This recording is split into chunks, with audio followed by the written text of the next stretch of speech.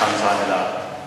윌겐 하버마스가 의사소통 행위 이론에서 근대와 현대 역사에 영향을 준 기독교에 대해 전통, 개신교에 대해 전통을 얘기하면서 켈빈은 노동에 대한 신성함, 홀링을 전해줬고, 루터와 무라비안 교도들은 경건주의 정신을 넘겨줬고, 감리교도들은 노음을, 메토디스틱한 노음을 전해주고, 그런가 하면 제세례파는 우리에게 열정을 전해주어서 세계 역사를 개신교회가 지난 500년 동안 주도해왔다고 얘기합니다.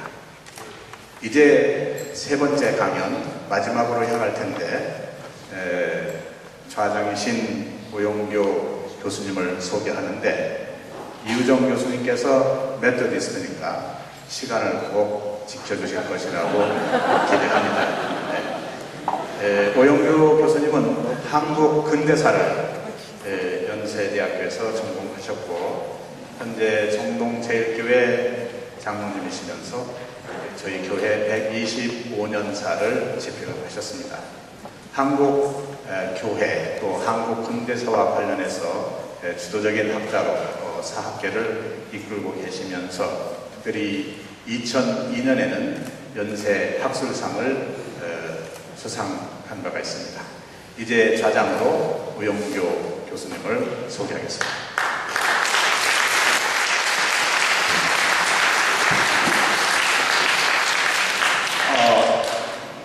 마지막 시간까지 잘 버텨주신 청중 여러분께 정말 다시 한번 감사의 말씀드립니다.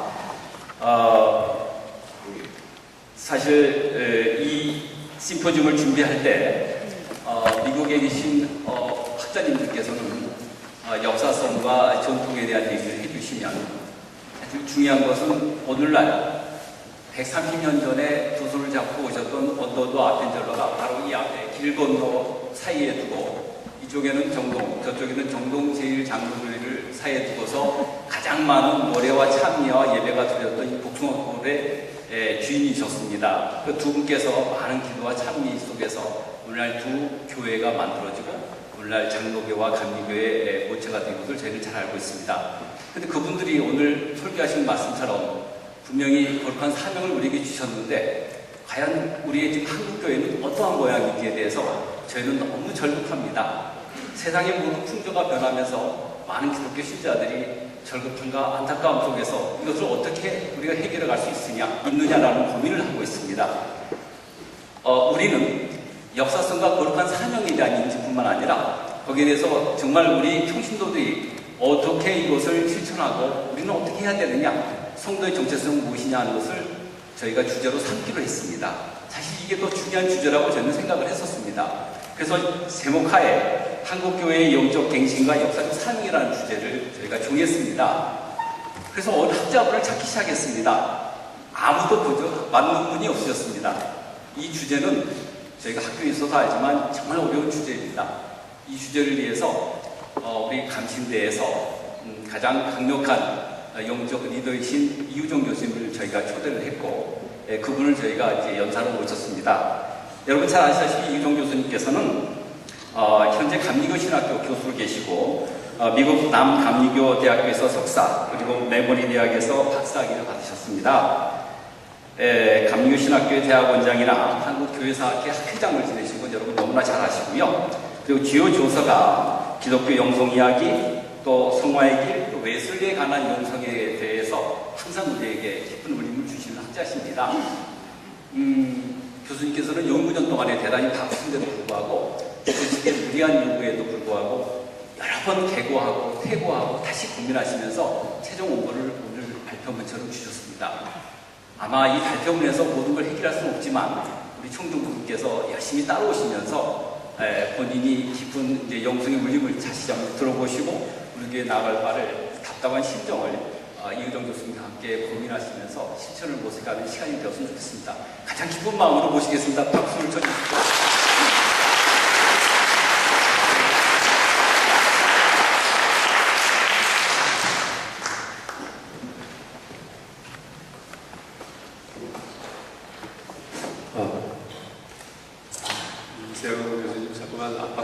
있는데 30분으로 줄여달라고 했다가 제가 그걸 거부했어요. 김준호 박사님하고 둘이 협력해가지고 둘이 하나를 이길 수 있습니다.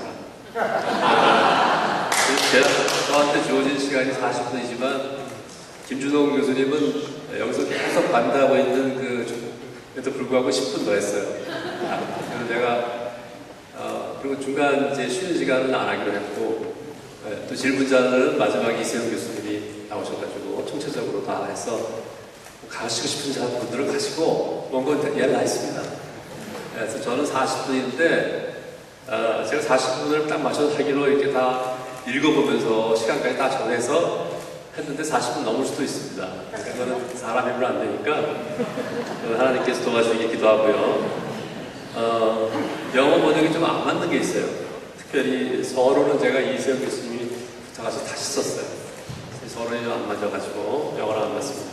그래서 제가 이제부터 제 시계로 52분인데 인사를 먼저 좀 하고요. 이세영 교수님 감사하고 초대해 주신 오영희 교수님 좋은 소개해 주셔서 감사하고 정동교회 우리 선배 송기성 목사님 감사하고 우리 생활학교 이수영 선배 아무래도 신학자이시지만 이제 목회하시는 연성 감사를 총체적으로 드리고 오직 하나님께 영광이 되기를 바랍니다.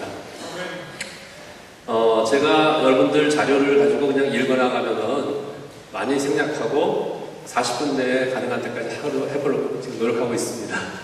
그러니까 아마 띄워질 거고 135쪽에서 시작합니다. 하나님은 분명히 우리 시대에 적합한 사명을 우리 가지고 우리를 부르신다. 근동의 이스라엘 땅에서 시작된 기독교회는 온 세계 열방에 퍼져나가 2000년을 지난 후에 오늘 마지막 시대를 향해 그 달려갈 길을 날리며 믿음의 선한 싸움을 싸우고 있습니다.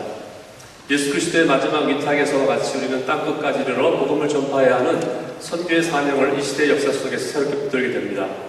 하늘과 땅의 모든 권세를 받아 사도들에게 전해주시면서 만민을 제자 삼아 세례주고 명하신 모든 걸 가르쳐 지켜 행하려고 하신 예수 그리스도의 위대한 위임을 변함없이 우리들의 마음에 치고 울리는 사명의 말씀으로 갖고 있습니다. 하지만 오늘 한국교회는 어떤 모습을 우리에게 비춰옵니까? 한국교회의 개혁과 영적 갱신을 안타깝게 갈망하며 기도하는 많은 목회자들과 신자들의 마음에 깊이 공감되고 와닿을 수 있는 메시지를 모두 휘가고 있습니다. 그러나 그 해답의 문을 여는 열쇠는 과연 어디에 있는지 저도 기도하면서 신학자로서 목사로서 당황해하고 거듭 장애물들에 부딪히고 있는 것이 현실입니다.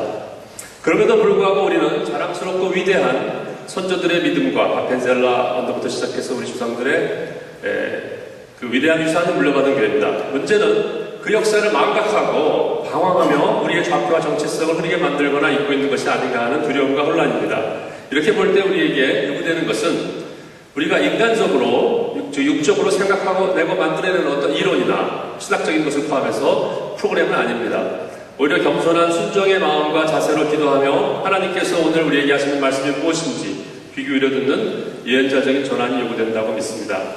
내 인간적인 뜻과 관점 대신에 하나님의 right perspective의 시각에서 우리의 역사적 현실과 사명을 볼 수 있게 되는 것이 가장 중요하다고 저는 믿습니다. 다른 한편 오늘 21세기는 세계사적으로 큰 지각 변동을 가져오게 되었습니다. 중국을 포함한 아시아의 역사적인 주소가 달라지고 있는 새로운 시대적 도전에 직면하고 있다는 말입니다. 이젠 더 이상 서구 중심과 우위의 세계가 지속될 수 없게 되면서 역사의 흐름이 바뀌게 되는 시점에 놓이게 되었습니다. 서구 기독교는 2000년 역사를 통해 전개해 왔지만 현대에 접어들면서 심각한 쇠퇴를 겪게 되었습니다. 심지어 기독교 황혼을 얘기하게 되었고 유럽의 많은 나라들의 교회는 이름과 형식만 남은 모습으로 생명력을 이어가고 있습니다. 일찍이 영국을 비롯한 서구 교회들을 방문하여 예수의 모습을 그들에게 인상 깊게 새겨줬던 삼손 다스인 같은 위대한 영성가는 서양에서 더 이상 생명력 있는 기독교를 찾아볼 수 없는 영적 메마름과 물질 중심주의를 대면하면서 깊이 실망한 적이 있었습니다. 미래의 기독교에 대해서 이야기하면서 많은 사람들이 중국의 놀라운 기독교 부흥과 기타 아시아 국가들에서의 생명력 넘치는 기독교의 변화에 대해 주목하고 있습니다. 물론 선교사들의 많은 헌신이 있었습니다. 한국에. 앞으로 기독교는 더 이상 서구 중심의 교회들로 이루어지지 않는다는 것입니다. 지구의 북반구 중심의 기독교가 남반구 중심의 기독교로 바뀌어 가고 있다는 말도 나옵니다. 이와 같은 변화의 컨텍스트에서 우리는 새로운 아시아 시대의 영성과 신학을 관심하게 됩니다. 어떤 점에서 그 신학의 한계와 논리들 속에 갇혀왔던 서구 기독교에서 돌이켜 복음의 순수한 원천으로부터의 재발견과 해석이라는 새로운 시대 교회가 추구해야 할 큰 사명이 주어진다고 할 수 있습니다. 따라서 우리 모두가 염원하는 한국교회의 개혁과 영적 갱신은 단지 신학 사상적인 차원이나 제도적 면들에서의 변혁에서 성취될 수는 없습니다. 그보다는 오히려 이와 같은 마지막 시대의 역사적 도전에 직면하여 예수 그리스도의 원래의 복음의 메시지를 새롭게 그 근원에 비추어 회복하는 것이 중요합니다. 즉 가장 순수한 초대교회로 돌이키자는 것입니다. 그리하여 오늘 한국교회를 생명력 넘치는 영성으로 다시 세우는 사명을 감당하자고 하는 것입니다. 제가 기도하면서 생각해낸 말씀입니다만은 녹슨 사명을 닦아내어 빛나는 사명을 다시 세우자.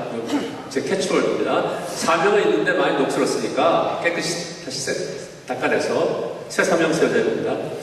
이러한 관점에서 저는 이제 아펜젤러를 좀 생각하면서 원초적인 복음이라고 하는 게 무엇인가 하는 것을 생각해보고자 합니다. 저는 이 강연을 준비하면서 좀 덜 학문적으로 하려고 애를 썼고요. 나는 평소에 참석하니까 특별히 요한계시록에 나오는 2장, 3장 처음 사랑을 회복해야 된다. 그 처음 사랑은 사실 아펜젤러 언도드나 초기 우리 한국의 우리 목회자들 그리고 대부운동을 거쳐서 그들의 마음을 뜨겁게 불주르고 생을 완전히 바쳐서 애통하며 기도했던 그 기도로부터 왔다고 하는 것입니다. 그게 제 강연의 사실 요지고 읽어보면 다 아시겠습니다만은 그래서 그와 같은 것이 너무나 없어졌다는 것이죠. 눈물의 기도가 사라지고 애통하면서 10일, 20일씩 같이 교회에 모여서 함께 기도하던 그 기도가 어디 있습니까 지금? 밤새 철야에서 기도하는 교회가 어디 있습니까? 제가 미국에서 40분 내 할게요. 미국에서 학교 감시에 돌아왔어요. 24년 전에. 그랬더니 제 친구 목사가 전화 와가지고 이 목사 심야 기도에 와서 좀 인도해달라 해서 내가 철야 기도회는 없냐고 물어봤어요. 그래서 철야 기도는 없어요. 6년에 미국 동안 갔다 온다고 그래서 내가 한국교회 망하겠다 했어요. 141쪽입니다. 초기 한국 감리교회의 원초적인 복음, 아펠렌젤라의 영적인 유산. 한 달락 넘어갑니다. 오늘에 이르기까지 이건 좀 신학적인 문제지만 신학적인 문제와 영성의 문제를 서로 분리시켜서 할 수 없고 종교개혁자들이나 웨슬리에 있어서 그렇기 때문에 간단하게 좀 얘기해 보겠습니다. 우리는 흔히 제가 미국에서 공부할 때 아주 고수 장로교 고신 있던 그 최덕성 목사가 같이 공부했는데 MLS도 이런 밑에 들어가서 나보고 이유정 교수를 보고서 이유정 목사를 보고서 감리교에 대한 생각이 바뀌었다는 거예요. 감리교 신학자들은 진보적이고 아주 자유주의인데 왜 이유정 교수는 이렇게 복음적으로 기도하고 매일 그러냐고 개척교회 세우고 내가 진짜 감리교라고 했어요. 지극히 명확한 역사적인 사설은 18세기 두 웨슬리 형제에 일어난 원초적 감리교회는 이벤저리컬 리바이벌에 의해서 출발했다는 것입니다. 그 후에 미국 감리교회의 역사 속에서 시대적이고 역사적인 상황에 따라 19세기 자유주의가 상당히 영향을 미친 것은 역시 사실입니다. 한국에 감리교회를 전례한 선교사들의 처음 선교사들과 처음 감리교인들의 목회자들뿐만 아니라 주된 신학과 영성은 무엇인가? 그것은 분명히 웨슬리안 복음주의입니다. 조금 확대하여 경건적 복음주의라고도 했을 수 있습니다. 물론 이 말은 감리교회가 보수주의나 근본주의의 신학적 입장을 취했다는 뜻은 아닙니다. 오히려 감리교회의 역사를 돌이켜볼 때 이것은 흔히 받는 편견적인 오해도 불구하고 보수주의와 자유주의의 양극을 극복하고 넘어서는 방향이 아닐까 합니다. 이제 우리는 역사적으로 이슈를 집중해서 살펴보려고 합니다. 존 웨슬리에 의해서 시작된 감리교 부흥운동에서 선교, 즉 복음 전파는 중심적인 초점을 이루었습니다. 성경적 기독교에 의해 웨슬리는 초대교회의 원시적 구원의 복음에 자신이 사로잡혔다고 믿었습니다. 이것이 웨슬리적인 감리교 운동의 원시주의, 프리미티비즘을 형성합니다. 그 복음을 전함에 있어서 어떤 제도나 교리에 구애받지 않고 오직 하나님의 섭리와 그의 부르심, 하나님의 의도하신 목적에 응답하는 것을 웨슬리는 1차적으로 관심했습니다. 그의 후기에 선교적인 비전을 담은 설교 속에서 보여준 관점은 종말론적인 것이지만 복음을 전하는 것, 즉 미션은 사명이라고 할 수 있고 선교라고 할 수 있는데 그것이 감리교의 정체성이었다는 사실은 극히 분명합니다.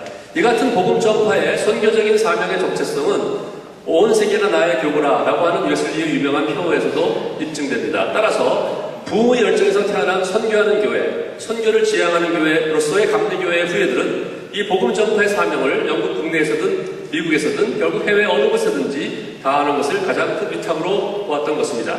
성령의 능력을 믿고 하나님의 섭리적인 수단들을 사용해서 인류를 구원하고 완전에 이르게 할 수 있다고 믿었던 선교사들의 깊은 길은 이와 같이 기초늘게 되었습니다. 그렇다면은 조선의 첫 발을 들여놓은 미국 감리교 개척선교사 아펜젤러의 선교 정신은 어떤 것입니까? 아펜젤러에 대한 그동안의 여러 연구를 통해 우리는 많이 그것을 숙고해본 바 있습니다. 따라서 그것을 다시 상세하게 하려고 하는 것은 아닙니다. 그러나 가장 주된 핵심적인 가치인 복음 전파 선교에 초점을 맞춰 복음이 무엇인가에 대해서 주목하려고 하는 것입니다. 그 다음에 생략합니다. 맨 끝에 알렌 박사의 정확한 표현대로 아펜젤러는 마지막까지 매우 열렬한 존 웨슬리형의 감리교였다고 하겠습니다. 어둠과 황폐함, 절망과 무력함 속에 처했던 조선에 복음을 들여온 아펜젤러는 기독교적 원리와 가치에 의해 당시 조선의 문화를 변혁시키려고 했습니다. 강렬한 서명의 확신, 선교 사업의 과제에 대한 종말론적 긴박, 그 시대의 미국 기독교인으로 가졌던 도덕적인 진지성을 가지고 아펜젤러는 자신의 선교 개혁 개척자 역할에 자신을 온전히 불태웠습니다. 복음에 대한 아펜젤러의 전념은 그의 선교에 대한 사상 속에 잘 담겨 있습니다. 그에 의하면 선교 활동, 복음 전파는 무엇보다도 하나님의 역사에 근거한 것이지 인간의 노력에 의한 것이 아닙니다. 우리가 지금 필요로 하는 바는 죄를 깨닫게 하고 회심시킨 능력을 가진 강력한 세례이다. 나는 조선의 죄인들이 그들의 죄로 인해 경악하는 것을 보기만 한다. 내가 오랫동안에 다른 것보다 더 보고자 하는 것은 조선인들이 죄를 깊이 인식하는 것이다. 마귀는 여기서도 강기를 쓰고 있다. 하나님께서 우리를 구원하기 위해 오셔야만 한다. 다른 어떠한 방법도 이 은자의 나라를 결단코 구원할 수 없다. 하나님의 역사인 복음 전파를 자신의 지고의 사명으로 삼았던 아펜젤러에게 조선 백성이 죄를 깨닫고 죄로부터 구원받기를 원하는 것이 가장 간절한 소원이며 열망이었습니다. 그 복음의 핵심은 오직 십자가에 못 박히신 예수 그리스도의 보혈이었으며 어떤 인간적인 관점에서도 도덕적 절망에 있었던 조선 백성들이 그 은혜의 복음을 누릴 수 없다고 그는 확신했습니다. 왜냐하면 그것은 아까 말했지만 이것은 다른 관점에서 인간의 관점이 아니라 하나님의 관점에서만 가능하기 때문이다 하는 것입니다. 인간 인용을 보시면 바로 그 얘기입니다. 오직 하나님의 은혜로서 가능하다. 그리스도의 보혈 외에는 어떤 것도 조선을 구원할 수 없다고 하는 것입니다. 또한 영광스러운 복음의 능력을 언급하면서 아펜젤러는 그 능력으로 그리스도를 전파하는 것, 그 이름으로 일하는 것만이 자신의 선교사로서의 유일한, 즉 최우선적 사역이라고 증언했습니다. 조선인들을 멸망시키려고 온갖 괴계를 통해 결박하고 있는 마귀의 견고한 질을 파하고 두려움 없이 담대하게 이 복음을 전할 때 그리스도의 궁극적 승리는 입증될 것이다. 나는 여러분에게 내가 품고 있는 열망을 말하려고 합니다. 그것은 이 나라 전역에 걸쳐 그리스도를 전파하는 것입니다. 웨슬리의 말과 같은 것입니다. After Christ, 그리스도를 준다. 이것은 우리가 해야 할 위대하고 유일한 사업입니다. 즉 영혼을 구원하는 일입니다. 마귀는 조상숭배, 풍습, 방탕 등등의 역사 배후에서 극히 견고하게 자신을 방어하고 있지만 우리는 우리가 누구의 이름으로 일하고 있는지 잘 알고 있기 때문에 그를 공격하는, 마귀를 공격하는 것을 두려워하지 않을 것입니다. 우리는 우리가 가지고 있는 영광스러운 복음의 능력을 알고 있습니다. 그 다음에는 제가 생각하겠습니다. 아펜젤러가 물론 복음 전파와 함께 문화 선교, 시빌라이제이션, 문화와 문명을 대화하는 목적을 속내서로 가졌다고는 다 알고 있는 사실이고 또 그것이 그의 복음 전파의 프라이오리티와 서로 조금이라도 무슨 갈등을 일으켰다든지 그런 것은 없었습니다. 아시는 바와 같이 아까 우리 김진호 교수님처럼 복음 전파와 사회적인 개화나 좀 교육이나 어떤 이런 모든 것들은 서로 함께 선교사들의 사명 속에서 있었다고 생각합니다. 아펜젤러의 영성과 신학은 이처럼 원초적인 구원의 복음으로서 그래요. 대각성 운동에서 미국 제1, 2차 대각성 운동을 거쳐서 영향받은 것이 아펜젤러의 복음이었다고 할 수 있겠습니다. 이것이 한국교회의 원초적인 복음이다. 저는 이렇게 말하고 하는 것입니다. 한국교회의 첫사랑, 처음 신앙을 형성한 프리미티브 가스펠, 원초적인 복음이 어디 있느냐고 하는 것입니다. 지금 과연 여기에 있는가? 한국교회가 가졌다고 자랑할 수 있느냐? 그 사명이 과연 살아있느냐고 하는 것을 묻고자 하는 것입니다. 그것이 제 강연의 가장 중요한 요점이 되겠습니다. 155쪽 이하의 부흥운동의 영성은 시간상 제가 앞부분은 상당히 생략하고 감리교의 역사적 정체성은 신학적인 문제를 좀 다뤘습니다. 제가 역사 신학자니까 것입니다. 감리교회는 자유주의나 진보주의가 아니라 복음주의라고 하는 것입니다. 물론 자유주의나 진보주의를 포용할 수 있지만 그것이 감리교회의 메인이 될 수는 없습니다. 되어서도 안 되고 그것이 제 자신의 생각입니다. 잘 읽어보시면 됩니다. 제가 165쪽에 우리 어떻게 됐나 아닌지 모르겠는데 캐나다 선교사 하디를 좀 아까 잠깐 나왔지만은 또 우리가 대각선운동 100주년 기념할 때 장로교 안목이 다 했지만 그게 이제 10년 전이거든요. 그런데 다시 생각해야 될 것 같고 그때 그런 된 것도 없었습니다. 그래서 다시 한번 깊이 생각해봐야 되는데 제가 하여튼 제 포인트를 얘기하겠습니다. 여기서 나중에 그 포인트를 얘기하게 될 거예요. 165쪽에 캐나다 선교사 하디의 원산 집회 경험 중요하게 생각하는 것은 자기가 죄인이라고 하는 깊은 자기의 루터 칼빈이 그랬고 웨슬리가 그랬던 이런 복음의 핵심이 회개예요. 회개가 되지 않아요. 지금 한국교회는 회개하지 않습니다. 내가 볼 때. 그건 형식적인 회개만 해요. 그러나 마음으로부터 깊은 진짜 눈물이 강같이 흐르는 회개가 없었어요. 우리들의 선배들은 그 회개를 했단 말이죠. 그것은 하디가 했고 아펜젤러가 했고 아펜젤러가 했던 잘 나와있지 않지만 하여튼 했을 거예요. 그리고 우리들의 선배들은 다 했습니다. 우리가 그걸 잃어버린 거예요. 여러분들과 내가. 저는 안 잃어버리려고 하고 있어요. 안타깝게. 아둥거리면서. 근데 우리 젊은 애들은 다 잊어버려요. 그럼 우리가 무엇을 남겨주겠습니까? 역사적인 사명을 다 잃어버린 거예요. 그래서 녹슨 사명이라는 말씀을 합니다. 제가. 제 딸도 선교사 되려고 지금 공부하고 준비하고 있어요. 나만 선교사 안 되는 게 아니에요. 저는 선교사예요. 선교 다닙니다. 중국이고 뭐 아시아 다 다녀요. 167쪽 보세요. 하디의 말을 읽어봅니다. 비록 나의 사역에서 결과들이 없다는 사실을 설명해줄 어떠한 장애물을 내 안에서 의식할 수 없지만 그러나 근본적인 문제는 장애물이 아니라 자기의 죄입니다. 내가 할 수 없다는 거 하나님 합당하지 못한다고 하는 깊은 회개의 죄의 고백을 통해서 대부분도 일어나는 것입니다. 어떤 다른 것도 아니에요. 어떤 다른 것도 아니에요.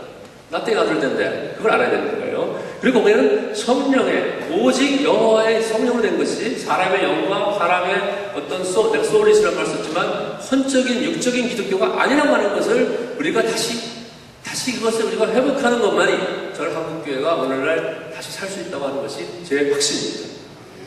그것을 말씀드리려고 했던 것이에요. 그래서 거기에 나오는 것은 그것은 웨슬리의 복음이고 루터와 칼빈의 복음이다. 확실하다. 초대교회 복음이다. 사도행전의 복음이다. 그렇습니다. 네, 시간상 167조 아래는 그냥 생략하겠습니다. 그걸 사실 잘 읽어봐야 됩니다. 그러나 이세영 박사님 자꾸만 나를 하박하기 때문에 내가 40분 이전에 끝날 수도 있어요. 넌 몰라요. 성령 역사하면. 여러분 굉장히 좋은 거예요. 잘 읽어보세요. 나중에. 내가 마지막 강의를 하면서 저도 강의만 24년을 한 사람이 여러분들 심정을 모르겠어요. 집에 안 가게 다행이죠. 저도 굉장히 어떻게 타이밍을 제일 안 좋은 누나가 집어넣어가지고 그래서 하여튼 제가 고난에 대해서 일단 읽을 테니까 잘 들어보세요. 제가 고난에 대해서 얘기하려고 합니다. 굉장히 중요한 거예요 이게. 자 넘어갑니다. 다 넘어가고 이제 왜 웃으세요? 웃지 마세요. 나 이거 눈물을 흘려서 기도하면서 죽을 똥 싸면서 쓴 거예요. 모르시고 웃음이 나오세요? 울어야 마땅하지. 자, 이제 많이 나왔으니까 언제까지? 6시 반까지 끝나면 되지. 네? 6시 반까지. 179쪽에 내가 말하고 싶은 건 좀 해야 되겠어요. 한국 감리교회가 자유주의, 진보주의를 표방하게 되면서 복음의 핵심과 영적인 삶은 서서히 약화되거나 상실되었습니다. 물론 부흥의 중심의 전통은 계승되었지만 이거 PPT 없어요. 그것은 상당 부분 오도되었고 저는 그렇게 봅니다. 부흥에 대해서도 부흥에 다니지만 균형 잡힌 통전적인 웨슬리 영성에 입각한 원초적 복음에서 벗어나게 된 것이 사실입니다. 확실해요. 십자가의 복음의 중심성, 부흥과 회개와 은혜 받는 데 집중하는 영적인 종교, 성리종교인 기독교의 가장 우선위를 두는 것, 그 결과로 비롯되는 변화된 그리스도인의 성화의 삶이 그리스도의 형상을 담고 그를 따르는 진지한 제자들을 신실하게 추구하는 신령한 성신교회. 이건 유동식 교수님의 글을 보시면 나오지만 초대교회 우리 목회자 때 가졌던 교회관입니다. 성령교회. 육적인 교회가 아니라 성령교회가 감리교회의 정체성이며 그것이 우리에게서 많이 사라졌다 하는 것입니다. 역사신학자로서 제가 반대하고 싶으면 반대해보세요. 누구든지. 181쪽입니다. 이제부터는 이제 20분 남았으니까 시간 반밖에 안 됐습니다. 20분 전에 끝날 수 있어요. 충분히. 아무 걱정 하지 마세요. 천천히 해야지. 네, 181쪽입니다. PPT 나왔을 거예요. 네. 일찍이 존 웨슬리는 당시 영국의 소위 이성과 종교를 가진 사람들을 향해 자신의 신앙 부운동을 변증 해명하는 Earnest Appeal to Men of Religion and Religion이라고 하는 책을 써서 출판했습니다. 제가 번역했습니다. 이거 한국말로. 웨슬리 논문집을 보시면 제가 번역한 게 나와요. 같은 맥락에서 필자는, 강연자는 오늘 한국교회에 대하여 하나님의 뜻과 계획에 비추어 제 나름대로 제가 부족하지만 인간으로서 진지한 영적인 권고가 무엇일지, 호소가 무엇일지를 심사숙고하고 기도하면서 써보았습니다. 오늘 우리가 한국의 대부흥운동의 영성과 그 이후부터 오늘에 이르는 역사를 돌이켜볼 때 어떤 도전과 과제, 요청과 전망이 있습니까? 한국 개신교회는 무엇을 잃어버렸으며 돌이켜 어떤 방향으로 다시 도약해야 하여 나가야 할 것입니까?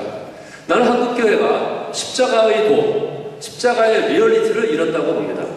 십자가 복음의 본질인 참된 회개, 죄에 대한 철저한 통회와 사죄의 경험이 오늘 교회에서 리얼하게, 말로, 노미널하게, 포멀하게는 혹시 누구로 얘기할지 모르지만 진정코 리얼하게 이루어지고 있지 않다고 하는 것입니다. 근데 그것이 부흥운동의 영성이고 초기 한국교회, 감리교 당교학 없이 영성인데 그걸 우리가 잃어버렸다는 거예요. 그러면 그걸 되찾아야만 선교사 수도 없이 보내면 뭐예요? 선교사들이 얼마나 타락하고 그 보도가 들어오는지 아세요? 물론 그것은 아파가 양악을 같이 주축하는 식의 그건 아니에요. 저 제자들도 다 선교사 많아요. 수도 없어요. 근데 문제가 많습니다. 그걸 아셔야 돼요. 문제 아세요? 그 문제가 어디 있는가? 영적인 문제인데 그 문제를 해결하지 않고서 한국교회가 통일이 되고 이제 전 세계에 복음을 전해야 될 마지막 시대에 사명할 수 있는가 하는 거를 여러분들과 함께 공감하면서 여기 대부분이 평신도고 신학생 몇분 안 계시지만 그걸 우리가 깊이 생각해야 돼요. 크리스찬으로서 지도자로서 그것이 우리에게 큰 사명이에요. 제가 볼 때. 형식적이고 외면적인 회개가 언급되고 실행되지만 초기 부흥운동에서처럼 마음 깊은 곳까지는 미치는 통렬하고 눈물로 가득한 통회와 작업은 사라졌습니다. 애통과 눈물이 없는 기독교는 마른 막대기처럼 됩니다. 거기에 눈물이 쏟아져야 생명과 자비가 싹트고 사막과 광야에 샘이 터질 것입니다. 바로 십자가의 순환에서 온 인류를 구원하는 자비가 쏟아나오지 않았습니까? 그리스도의 십자가만 오로지 의지 신뢰하는 영성, 자신의 뜻을 포기하고 하나님의 뜻에 모든 것을 위탁하고 자신을 봉헌하는, 온전히 헌신하는 신앙과 영성이 회복되어야 합니다. 한국교회 영성의 문제점, 장애물들을 먼저 숙고하는 것이 중요하다고 저는 봅니다. 무엇이 문제인가? 문제를 알아 해결하니까. 우리가 극복해야 될 것은 무엇인가? 새로운 시대의 역사적 사명과 도전들 앞에서 우리의 비전을 바른 관점, 즉 하나님 중심의 영적 복음의 시각에 맞도록 회복하려면 먼저 어떠한 영적인 변혁이 있어야 할 것입니까? 이에 대해서 각 방면에서, 각 신학의 각 분야에서, 교회의 각 분야에서 많은 의견과 주장들을 해왔어요. 또 있고요. 현재도 있어요. 수도 없어요. 다 읽어보십시다. 저의 생각은 뭐냐면 우리 교회의 원초적인 신앙인 영적인 복음으로 돌아가는 것이 그 열쇠요 답이라고 하는 것입니다.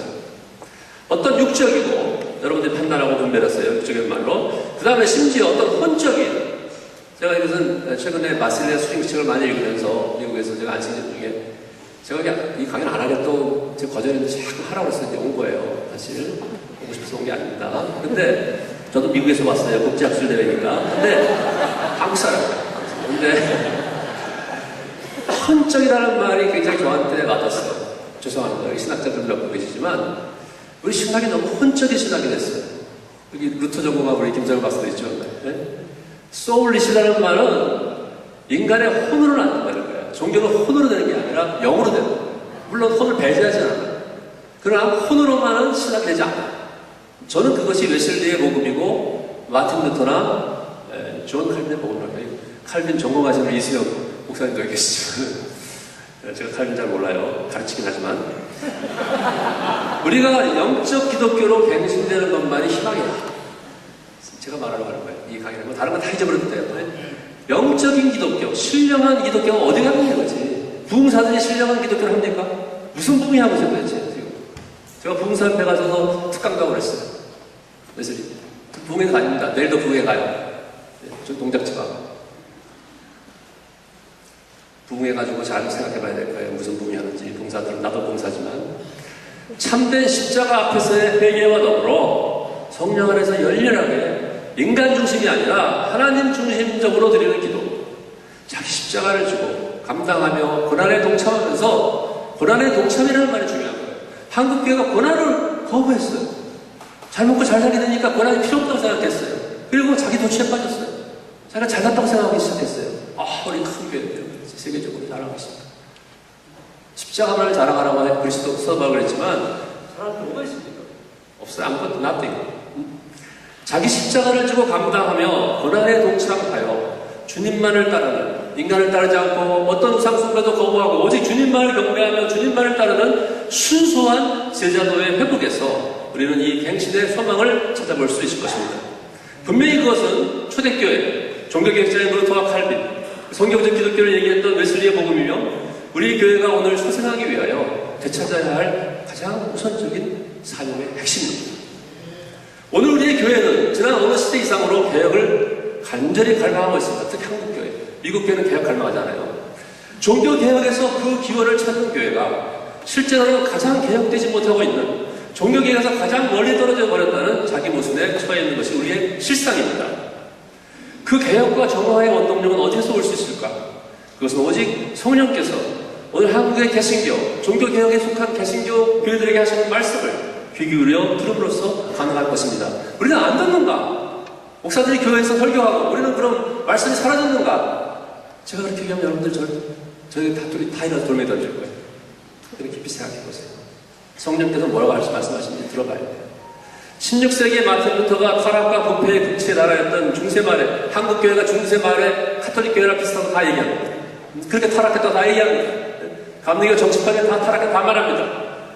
모르자고 장로교 타락을 안 했어요? 그러나 루터는 그 항의하고 프로테스탄트 처치 그리고 홀로 외쳤던 예언자의 음성은 그러나 루터 자신의 생각이나 그의 신학적인 연구 결과에서 나온 것이 아닙니다. 내가 여기 섰나이다. 나는 다리 말할 수 없다라는 그의 고백은 자신의 철저한 회개와 고뇌, 곤혹과 절망을 거쳐서 나온 실존적인 고백이요. 하나님의 음성에 대한 응답인 것입니다. 그것은 무엇보다도 그의 기도의 중심에서 토로된 바, 그가 용감하게 증언하는 것처럼 하나님의 말씀과 양심에 따라 솟아나온 위대한 신앙 고백이었습니다. 오늘 우리 한국교회도 깊이 뿌리내린 부패와 윤리적 정신적 붕괴 속에서 하나님 말씀에 돌이켜 깨끗한 심령으로 성령의 음성을 들어야 할 것입니다. 한국의 개신교 종교개혁의 교회는 더 이상 남에게 항의하고 비판하고 누구 남들에게 잘한다고 남들을 어쩌고 얘기할 게 아니라 자기 자신을 봐야죠. 남의 눈에 티를 볼 게 아니라 자신의 오히려 우리를 향하신 하나님의 항의를 듣고 우리를 향하신 하나님의 책망을 듣고 우리를 향하신 하나님의 징계의 말씀을 들어야 합니다. 요한계시록 2장에서 에베소 교회에게 너의 처음 사랑을 버렸느니라고 책망하셨던 성령의 엄중한 음성을 듣고 하나님께로 돌이켜야 합니다. 그리고 회개해야 합니다. 자신이 어디서 떨어져 내려갔는가를 생각하고 회개해야 한다는 말입니다. 종교개혁의 교회는 버레포의 말처럼 종교개혁의 교회는 이 회개의 외침에 자신의 몸을 드러내는 자, 거기서 하나님을 하나님 되게 하는 자들의 교회이다. 루터의 말입니다. 우리의 손으로 무엇을 하려고 하는 것이 아니라 하나님의 손으로 심판과 개혁과 정화를 행하시도록 let God do. 내가 하는 게 아니라 하나님이 행하시도록 하는 것이 바로 그 회개의 가장 본질인 것입니다. 그렇게 할 때 비로소 처음 사람, 하나님께서 이 민족, 이 교회에 다 망했던 나라에 오셔서 아펜자를 언덕으로 왔으니까 하나님 오셨죠. 하나님 성령이 오신 거죠. 그들 속에서 역사하는 것이 예수님이 자기가 이랬습니까? 인간 예수가 이랬습니까? 물론 인간 예수는 로고스가 쌓여서 됐지만 그러나 성령이 일하신 거예요. 누가 보면 읽어보세요. 성령께서 일하실 수 있도록 허락해주죠. 내 인간적인 힘을 하려고 할 게 아니라 그것이 하나님이 주신 가장 위대한 사랑의 절정의 인카네이션이고 예수 그리스도의 사역이 아닙니까? 그렇지 않습니까? 이 순결한 사랑은 지금 어디 있습니까? 한국교회. 이 첫사랑이 어디 있습니까? 진정 우리가 하나님과 이웃을 뜨겁게 초대교회처럼 사랑하며 칭찬받는 교회입니까? 종교개혁의 교회입니까? 복음적 부흥의 웨슬리의 교회입니까? 우리는 그럼 내놓을 게 뭐가 있습니까? 자랑할 게 뭐가 있습니까? 회개에 위해 서는 교회는 참으로 성령의 인도하심들 속에 순수하게 영적으로 기도하는 교회입니다. 루터, 칼빈, 웨슬리가 세운 교회가 그렇지 않습니까? 그런데 오늘날 흔히 우리 교회들이 드리는 기도는 자신의 이익과 성공, 세상에서 무엇인가를 이루고자 하는 육적인 야망과 욕심 속에 갇혀 있습니다. 지속적인 유혹과 가치들이 무세하는 정력적인 기도라는 것입니다. 무엇이 기도입니까? 기도는 먼저 하나님의 말씀을, 그의 음성을 듣는 것입니다. 그리고 그 음성에 겸손하고 신실하게 응답하는 것입니다. 하나님의 뜻에 자신의 뜻을 포기하고 예스가 하나님으로 순복하는 겟세마네 동산에서의 그리스도의 기도가 참 기도의 모델이 아닙니까? 우리 교회는 이 시대를 위한 피땀 흘린 겟세마네 기도를 회복해야 합니다. 한국교회 사실 이 바실레아 수리글 제가 참 많이 읽었어요. 사실 이 논문 이걸 강의 준비하면서 자서전을 다 읽었어요. 몇백 페이지 되는 걸 영어로. 그러면서 제가 슈리크를 잃어버렸던 사람인데 독일 루터교 출신인데 마리아 자매회라고 하는 회를 만들었고 제가 70년대 신학교 다닐 때는 책이 많았어요. 워치만 니체, 슈리치. 근데 지금 싸고 서적어요. 한국 사람들이 좋아하는 그 책을 보면 알아요. 한국 사람들의 영적인 그 스테이터스 아니에요. 고전 아니거든. 저는 고전을 열심히 강조하지만 고전 어렵거든. 현대편은 쉽거든. 현대편은. 한국교회 믿음의 선조들은 환난과 핍박 중에서 그렇게 기도하지 않았습니까? 그러나 마음을 깨뜨려 상한 심령으로 드리는 회개가 없는 오늘 많은 기독교인들의 기도는 언제나 자기중심주의, 이기주의의 견고한 증거와 보루에서 벗어나지 못합니다. 오늘 한국교회에 촉구되는 회개의 중요성과 그 복음적 의미에 관해 말하자면 먼저 위에서 본 계시록 말씀에 의거하여 참된 자기인식이 요구됩니다. 한국교회가 자기 자신의 모습을 보지 못한다고 하는 것이에요. 자기를 알아야 자기를 고치고 회개하죠. 자기도 모르는 사람을 어떻게 고치란 말이죠. 시간이 안 될 것 같아서 넘어가겠습니다. 제 교수님 말 지켜야지. 다 읽어보시면 다 그게 똑같은 얘기입니다.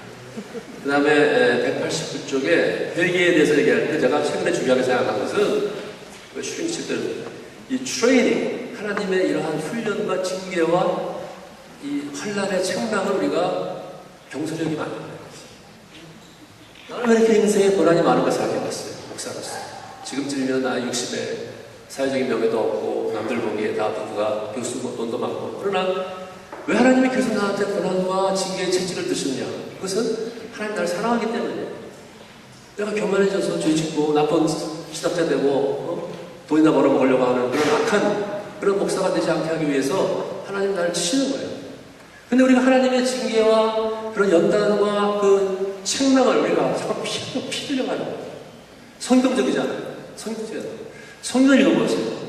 사도 바울이나 모든 사도들의 베드로서하고 성경을 다시 읽어보세요. 다시 읽어보세요. 거기에는 고난이 짙게 깔려있어요. 고난의 메시지와 성화의 메시지가 짙게 깔려있어요. 근데 한국 교회는 이제 무엇을 읽으려고 합니까? 성경 공부 많이 하면 뭐예요? 성경 지식만 늘어나지 대가리만 커져가지고 가슴을 다 차갑게 씹어가지고 다 미지근하게 됐죠. 지식은 지성이 인간을 원하는 게 아니에요. 지성은 필요하지만 지성을 조심해야 돼요. 우리가요 통회하고 자복해야 돼요. 제가 목사로서 신학자지만 여러분들에게 있던 나이 60에 눈물 흘려 기도 안 하는 사람들은 다 가짜예요. 다 가짜예요. 여러분들 일주일에 한 번에도 애타고 눈물 나오는 기도가 없는 사람은 가짜 기도예요. 말이 좀 제가 레디칼라이즈 되면 지나치면 용서하세요. 제가 너무 지나치게 얘기해서 용서하세요. 제가 미국에 SM에서 공부하러 갈 때 신학교 채플이 닫혀있더라고요. 계속. 그래서 제가 SM 채플 그 문 앞에서 그 차가 황하면서 매일 4시에 일어나서 새벽 기도하는 사람이에요. 2시간씩. 우리가 기도하는 교회예요. 기도하는 교회. 한국교회 가장 위대한 점이 뭡니까? 미국, 영국, 불안까지 가서 이 한국교회 기도하는 걸 보러 와요. 그런데 그 기도가 잘못되고 있어요. 무엇을 위한 기도입니까 도대체? 양이 많으면 다 됩니까? 소리만 들리면 다 됩니까? 저도 방언하고 다 해요. 엊그제도 제가 우리 딸이랑 지금 하바드에서 공부하는 우리 딸이랑 3일 동안 회개 기도했어요. 우리 딸이 하자고 했어요. 저녁에 1시간씩. 제가 졸려가지고 막 방언을 기도하다가 우리 딸이 끝까지 나를 책망하면서 아빠 기도하다가 좀 좋냐고. 아빠는 지금 체력이 약하니까 너는 26살이면 나는 지금 60살이 아니냐. 내가 그래서 강의하면서 여러분들 제가 무슨 이빨린 말이나 하고 제 머리에서 나오는 강의를 하려고 서 떠서 약간 큰 오해입니다. 저도 겪었고 다 겪었던 사람이에요. 개척교회 4번 했지. 신학교에서 내가 엠버레서 제가 박사학위 할 때가 개척했어요.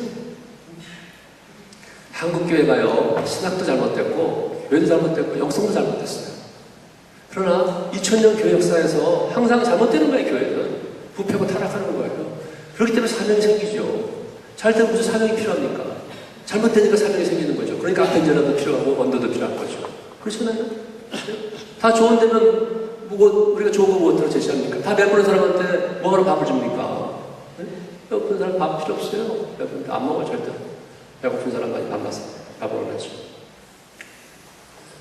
191조. 이제 시간 다 됐어요. 그럼 이제 아마 끝나야 될 거라고 봐요. 30분까지 한다 그랬으니까 저는 회개해야 된다고 생각해요. 회개. 한국교회가 회개하지 않는 교회는 하나님을 가장 원하지 않는 교회예요. 예수님의 복음의 핵심도 회개하라 천국에 갖고 왔다는 거예요. 천국에 들어가는 회개밖에 없어요. 죄사함을 받지만 그럼 회개가 끝나느냐? 천만의 말씀. 더 회개해. 성화될 때까지. 칼빈이나 루터는 다 그걸 알았어요. 그 다음에 제가 그 195쪽에는 꼭 여러분들이 그 고민해봐야 될 문제인데, 고난받음이라고 하는 게 뭐냐. 우리가 기독교가 죄지고 윤리적으로 타락해서, 국회의원이 지금 뭐 몇 %가 기독교인이라고 하는데, 맨날 손가락질 당하고 욕이나 먹는 그런, 비방당하는 그런 고난을 얘기하는 게 아니라, 그리스도와 그의 나라와 의를 위해서 고난받는 그것이 고통이나 슬픔이 아니라 특권이다. 기쁨이다. 썬다스님 말처럼 십자가가 천국이다. 십자가가 기쁨이다. 그 고난이 말할 수 없는 고난이지만 거기에 가장 천국의 기쁨이 있다. 세상적인 쾌락과 기쁨이 아니라. 그렇기 때문에 그리스도의 고난에 동참하는 교회만이 참된 교회예요. 그래서 우리들의 위대한 신앙의 선배들이 다 가르쳤던 진리예요. 새로운 진리예요. 성경의 진리고 종교개혁자들의 진리고 웨슬리의 진리고 또 우리들의 신앙의 아버지들의 진리예요. 한국교회를 처음 세웠던 분들이 그 고난 속에서 복음을 믿고 주기철 목사님, 손양호 목사님, 저도 손양호 목사님 갔다 왔지만 작년에 그분들이 걸어갔던 길이에요. 저 한국교회 전공이 아니지만 그분들을 우리가 다 까먹고 잊어버리고 지금 뭐 하고 있는 겁니까 지금 우리가 한국교회가? 뭐한테 잘났어요 한국교회가 조만하게? 네? 어디나 회개이지. 그리스도의 그 참된 모습을 십자가에서 우리가 찾아야지 어디 다른 데서 찾을 때가 있다는 거예요. 그건 굉장히 큰 착오란 말이죠. 그 착오가 우리들을 사로잡았어요. 우리가 그 착오의 속세가 됐어요. 그래서 그리스도를 외면한 거예요. 그렇기 때문에 우리는 다시 이 고난의 그리스도를 되찾고 그리스도의 고난에 동참해서 하나님 나라 의를 위해서 고난받는 교회가 돼야 돼요. 이북을 위해서 고난받아야 돼요. 앞으로 우리가 설교하면서 목숨을 버리기 위해서 고난받아야 돼요. 그것이 여러분들의 사명이고 저의 사명이고 녹은스럽지만 사라진 것은 아니에요. 그렇기 때문에 이 사명을 다시 우리가 빛나게 닦아서 아펜젤라 언도들을 기념하는 이 시간에 우리는 그런 교회로 다시 태어나야 돼요. 그리고 태어날 수 있습니다. 왜냐하면 여러분들 속에는 그 기운이 살아있기 때문에. 우리 한국교회는 위대한 교회예요. 우리 할머니 할아버지는 위대한 분들이에요. 무릎이 다 제가 미국 가서 이번에 만났던 김영애 장로는 제가 음악교 다닐 때 밤새도록 이 의자에 앉아서 무릎 꿇고 기도하던 같이 군역 선생님, 우리 주력 선생님이었던 사람이에요. 저보고 목사님 내가 이제 신학교에 많이 죽었어요. 기도해야지. 유정 목사님 그래도 신학교 교수가 돼서 참 좋아요. 다른 신학교 교수들은 이상한데.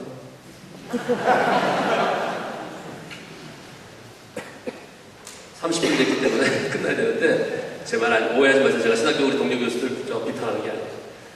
좋은 교수들 많습니다. 201페이지 마지막으로 읽고 마치겠어요. 29절인데 한국교회 역사적 사명. 우리는 새로운 시대를 맞이하고 있습니다. 서구 중심으로 2000년 가까이 경영해 오시던 하나님의 손길은 다시 동방을 가리켜 움직이십니다. 아시아의 중국이 거대한 기독교 존으로 바뀌어가며 아프리카와 남미의 기독교가 생동력을 더해가면서 새로운 그림이 그려지고 있습니다. 그와 같은 지역 변이 속에서 한국교회의 좌표와 운명, 사명은 어떤 것입니까? 미래 기독교를 위한 한국교회 영성은 어떠한 정체성과 지향성, 목표의식을 지녀할 것입니까? 남북통일을 대망하며 새로운 이 상황을 간절히 기도해온 한국교회, 중국으로 열린 길을 통해 새로운 시대의 도전들을 감당해야 될 한국교회의 오늘의 영적 과제는 무엇입니까? 많은 사람들이 오늘 한국교회가 처한 난국을 바라고 있고 개혁과 갱신을 위한 안타까운 갈망들을 표출하고 있습니다. 안팎에서, 기독교 내에서도 바깥에서 그렇고 우리 교회의 위대하고 자랑스러운 영적 전통과 유산을 회복하면서 다시 일어나 빛을 발하며 열방의 복음을 선교하는 교회로 이미 해왔지만 더 아름답고 더 순수하고 더 자랑스럽게 우리 현재 선교사들이라든지 앞으로 우리의 모든 선교사들이 이러한 그런 교회로 새롭게 되기를 기원하고 있는 것입니다. 저는 그런 것을 복음적 영성이 사라졌다. 회개와 부흥의 영성, 성화의 영성이 사라졌다 하고 표현했죠. 이름은 있지만 그 실체는 없다. 십자가가 이름은 많지만 나도 뭐가지 십자가를 걸고 다니지만 그 리얼리티가 어디까지가 있는가 말이지. 어디까지 우리가 십자가의 리얼리티를 가지고 살아가는지. 이것이 우리에게 주어진 영적인 도전이요. 성경이 말하고 있는 그러한 경고요, 책망이라고 생각합니다. 203쪽에는 성도의 정체성이라고 하는 걸 제가 좀 써봤습니다. 왜냐하면 교회 다니는 교인이 필요한 게 아니에요. 한국교회 기독교인 숫자가 줄어드는 걸 가지고 우리가 그렇게 실망하는 게 아니에요. 끝까지 더 줄어들었으면 좋겠어요. 제가 이렇게 하면 또 돌지를 사람이 있겠지만 여기서 중요한 것은 성도가 없어지는 게 문제지. 네? 수많은 신자들이 숫자가 줄었다고 걱정하지 마세요. 웨슬리 혼자서 영국을 변화시켰어요. 우리가 진짜 하나님의 사람이 필요한 거지. 리얼 크리스찬과 디사이플이 필요한 거지. 무슨 수없이 쓰레기 같은 기독교인을 늘어놓는 게 필요한 게 아니에요. 목숨을 걸어 선교할 수 있고 눈물을 강같이 흘리면서 회개하며 순결하게 살려고 하는 하나님의 종들이 필요한 거지. 신학생들 수없이 많이 받는 게 필요한 게 아니에요. 우리 신학교 1년에 감리교에서 450명 저기 졸업합니다. 저기 세학교에서. 내가 목회자 수급위원을 3, 4년을 했어요. 반으로 줄이든지 아주 3년을 줄여야 되지. 못하고 있지만. 목사들이 목회도 안 하고 별날 일을 다 해요. 돈이 없으니까. 그게 우리 한국교회예요. 한국교회는요, 밝은 면과 어두운 면이 있어요. 모든 역사가 그렇듯이. 밝은 면만 얘기하면 다 좋아할 거예요. 여러분들에게. 도대체 한국교회는 멋있다. 자랑스럽죠. 그런 걸 제가 왜 모르겠습니까? 제가 바보입니까? 그러나 하나님이 우리를 보시는 관점이 중요한 거지. 제가 인간적으로 한국교회 좋은 점들 잘 하기 위해서 한 20페이지 써놓는다고 여러분들이 감동되겠습니까? 감동되겠어요? 이제 맞습니다. 그거예요. 그래서 205쪽의 마지막에 우리가 고난을 두려워하지 말고 하나님의 드신 칼을 우리가 받아들여야 돼. 그리고 욕먹으려면 먹어야 돼. 그러나 우리가 죄 짓고 잘못해서 부끄러운 짓 많이 하면서 욕먹는 거는 하나님, 그건 고난도 아니고 하나님 기뻐하시는 거 아니에요. 우리가, 난 마태복음에 나오는 말씀, 사명이라는 제가 최정원 씨가 부르는 그 찬양을 제가 오전에 계속 들으면서 뭔가 한번 읽어왔어요. 얼마 전에 최정원이 나 누구지도 몰라. 근데 노래를 굉장히 감동을 하더라고, 예전에. 사명. 무엇이 사명? 사명이 녹슬었어. 우리 한국교회가 사명이 녹슬었다면 우리가 그것을 가지고 우리가 지금 어찌할 바를 모르고 좌절하고 포기하고 절망하고 그리고 우리가 비관에 빠질 것이 아니라 정신을 차리고 녹슨 거는 닦아내면 되잖아요. 우리는 사명이 있습니다. 그리고 그 사명을 우리가 닦는 것이 이 강연의 목적이기도 하고 앞에 자라 언더들을 우리가 다시 생각하는 목적이지. 여기서 또다시 우리가 레이지역이 다시 이 미지근한 상태에서 또다시 미지근한 상태로 복귀한다고 하는 것은 하나님이 기뻐하시는 일은 분명히 아니고 이세영 교수님 나왔으니까 죄송합니다.